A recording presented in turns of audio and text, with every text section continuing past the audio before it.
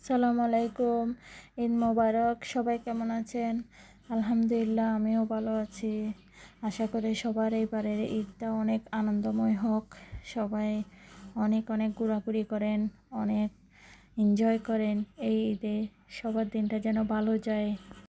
এবারে রোজাগুলো যেমন ঠান্ডা ঠান্ডার মধ্যে একটু ভালো করে কেটে গেছিলো, তেমন ঈদটাও গরমে নেই, বেশি ঠান্ডাও নাই। সবার অনেক বাচ্চাদের বলে নিজেদের বলে সবাই অনেক আনন্দময় করে বেড়াইতে পারতেছে।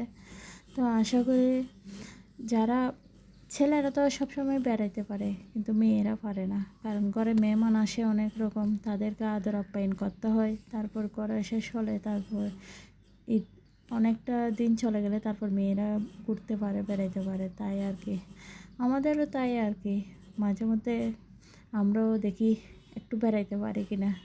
তো আমার মতো কে কে ঘরবন্দি আছেন, ঘরের মেহমানের জন্য বেড়াইতে পারতেছেন না, কমেন্টে জানাবেন। এবং আমাকে সবাই সাবস্ক্রাইব করবেন, পাশে থাকবেন, সাপোর্ট করবেন এগিয়ে যাওয়ার জন্য।